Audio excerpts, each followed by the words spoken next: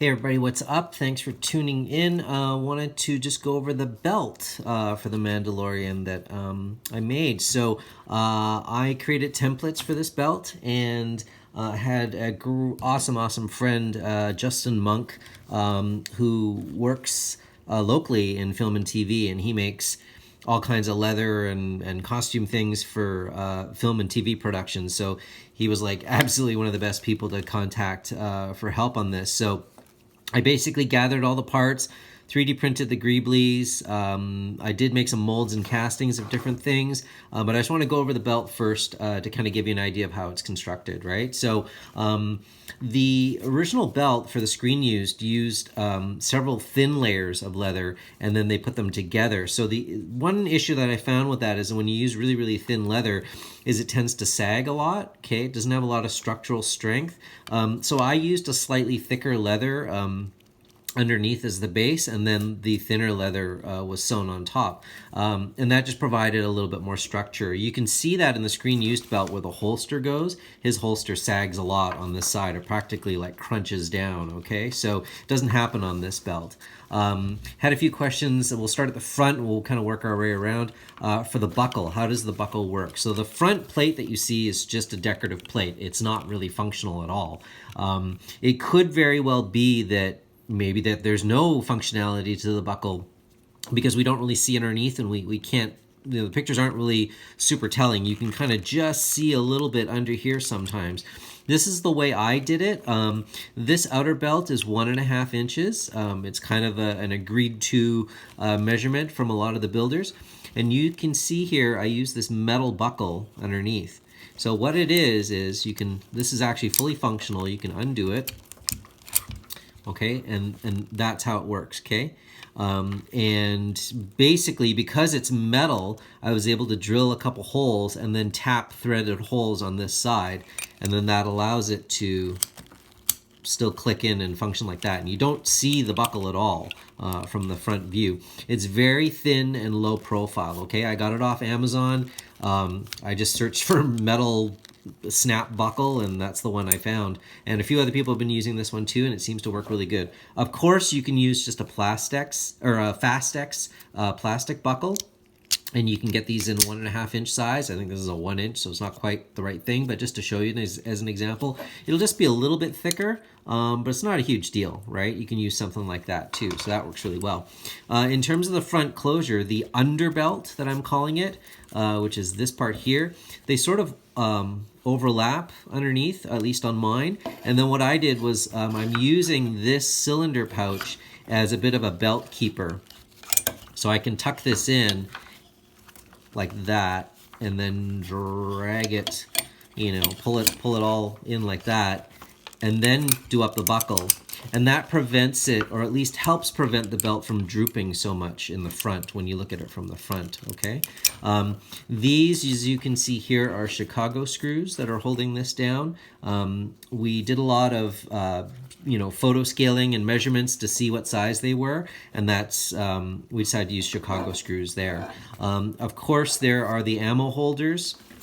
There's 2 on the right side, and there's only 1 on the left side, and they're sort of spaced equally apart. Now the distance of these is really, or the size of these is really dependent on whether you 3D print them or whether you get aluminum ones.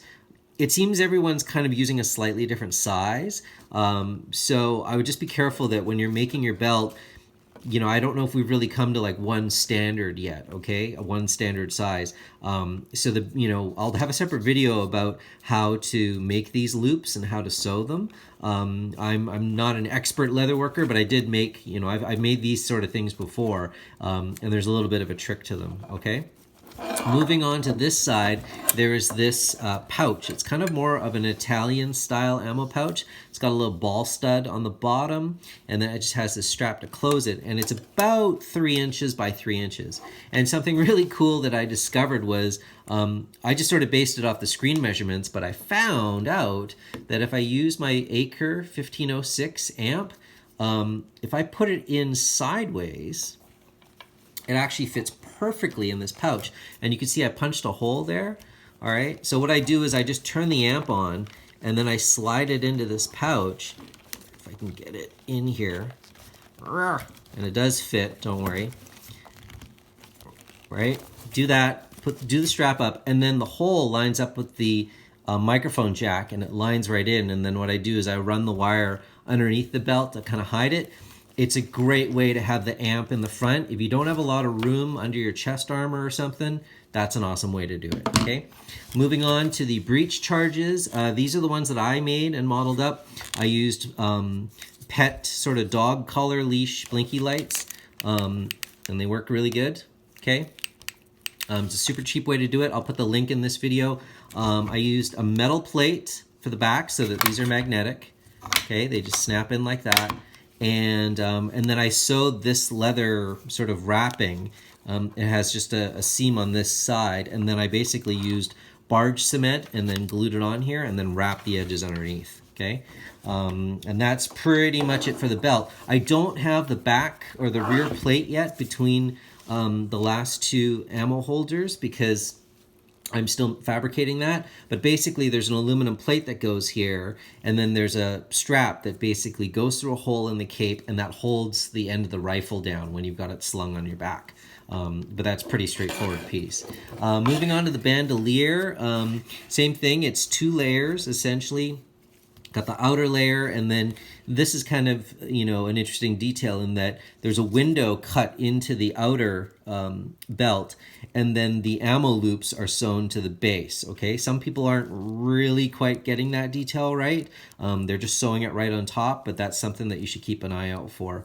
And for this is sort of a thicker gauge leather, and you can see there's lines scored on the outside too. Again, it's a bit of a detail that some people aren't quite catching, but you know, if you want it accurate, that's what you need to do. There's sort of this little die cut area here, and then basically it's just, you know, the second layer goes all the way down to the back side. Now, we don't have a ton of images of the back side of the bandolier, so I just kind of guesstimated. I kind of copied a bit of the design from the front and kind of transferred it to the back, and had a couple holes. So you can see in some pictures there's a series of holes punched into it, but I just basically copied that.